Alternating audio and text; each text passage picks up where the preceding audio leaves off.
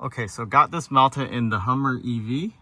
You can mount this in any vehicle with a glass roof or even with the liftgate in the back. Using that suction cup. This suction cup is really usable in terms of user-friendly. You can manipulate the angle of this really well.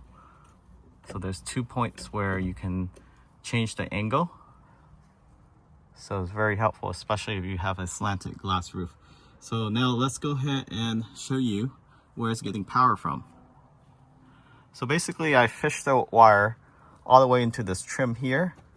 So I'm gonna do a better job hiding this, and we're gonna put a mesh sunshade just like that one over this thing so it hides it, and then runs across C-pillar and then down to under the floor mats there. And then this Hummer has a outlet, 110 outlet right here, so I just plug it in, so I don't need no conversion adapter. But they do offer conversion adapters for the 12-volt outlet, the cigarette lighter, USB-C. It used low power, so this thing works really well in vehicle. Now let's go ahead and test the speed to see what this gets you.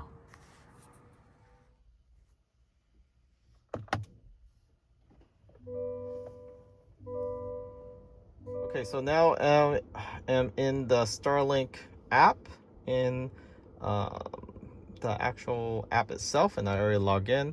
Select Start Setup. Select the Mini. This is the Mini. Confirm. Find a clear view of the sky. So it's already mounted on top of the glass. Your Starlink will need to be outdoors with a completely clear view of the sky to stay connected to satellites. Once Starlink gets online, we'll guide you to align it later if needed. So let's go ahead and select I have clear view. Your Starlink has a built-in Wi-Fi, so you don't need a Wi-Fi or a modem. Find an outdoor location as close to your device as possible to ensure strong Wi-Fi connection. Avoid metal roofs and thick walls. So you can't do this through a metal roof. It has to be a glass roof or a plastic roof. Wall that blocks it, no. So can't do it through a wall either. So I have location. My Starlink is plugged in. It has power now. You can obviously select it with a third-party router too. Okay, while it's downloading, let's go ahead and test if there's any radiation coming from the Starlink Mini as well, because most people put it on top of the roof. It's right above the head. So what's the best location? So this is the radiation detector. So as you can see here in the EV, no radiation. The car's on, everything's on, vent on. So here's the Starlink. You can see it's emitting a good amount of radiation here.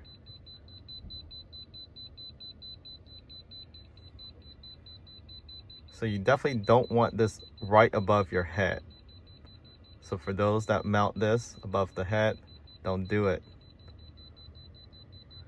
Fortunately, this top window here actually sit further forward. The passenger head is actually right here. So this is the headrest. This is where the passenger head would typically be. 0. Up here, nothing. But as you get closer, I would say about 6 inches from the Starlink Mini, you can get something. So for the front passenger,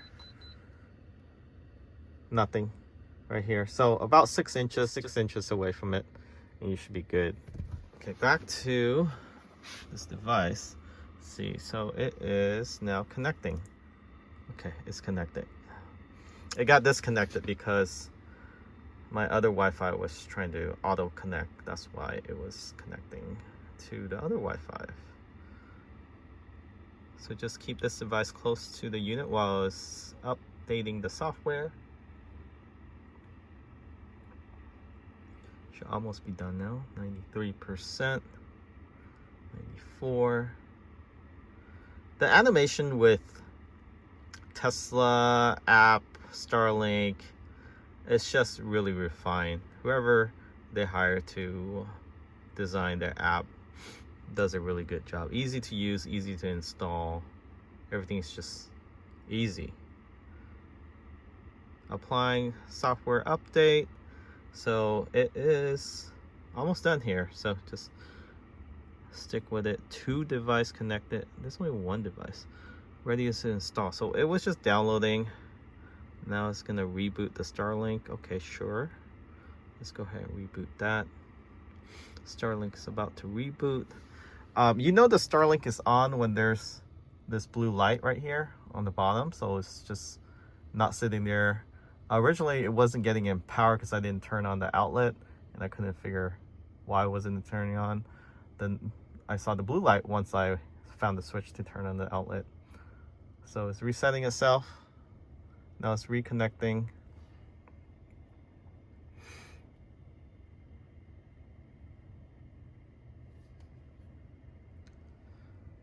So, okay, so now the restart has been completed. Starlink is optimizing which satellite to connect to. Starlink is talking to satellite to determine which way it is pointing.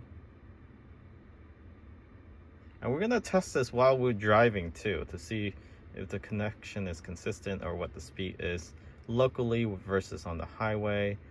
Mounted here. So it should be pretty quick data to gather when we actually fully test it out. So it's still calculating. So the setup does take a little bit of time. I would say spare about 15 minutes just so it can update itself, reboot itself, and then find the satellite and get situated. Let's go ahead and configure it. So this is, so you do have to set up your network name. We can just call it Starlink.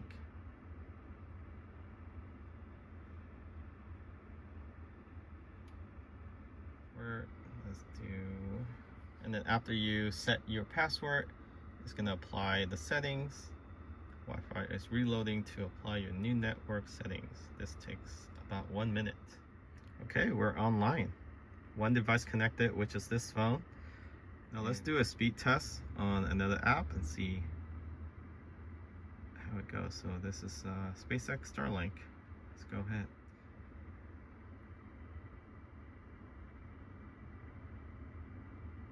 Okay, so we're getting about 120, up to 120 download. I am parked between a lot of homes, so that might be another reason why. That's download, and this is upload, about 10 to 12.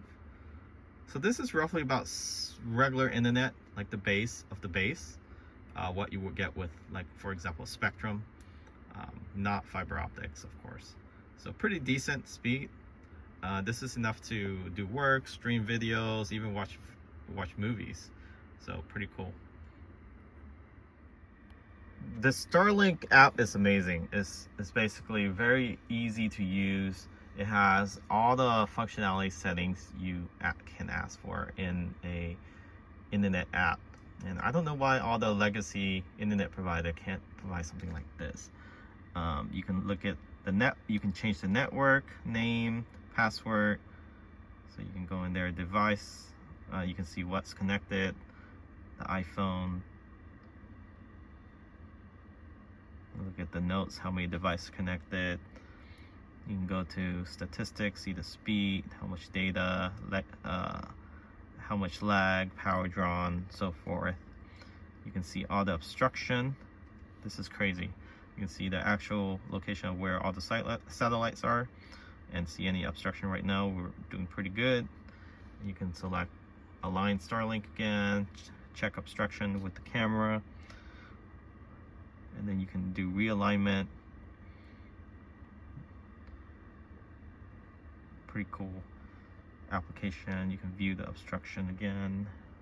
This is a amazing app. You can do speed tests directly from the app. You can go change your settings, your password, get support. And then This is why it's so good. It asks for feedback in real time. Like this is something legacy internet providers should ask, instead of trying to find their phone number, which they always try to hide. So yeah, if you're interested in this, highly recommend Starlink. $50 a month, can't beat that. You can do this for residential, commercial, whatnot. You get roughly between 120 to 300 download. Upload is a little slow, so you do a lot video upload, and you don't have fiber optics. It's still a option, but it's gonna be slow. Fiber optics is the way to go if you upload a lot, but for regular day-to-day use, Starlink, hands down, can't go wrong with this. You can take it anywhere you like. Check out link in the description of this video. $200 off plus free month, and share that link with your friends, whoever's interested. Thanks for watching. Catch you all next time.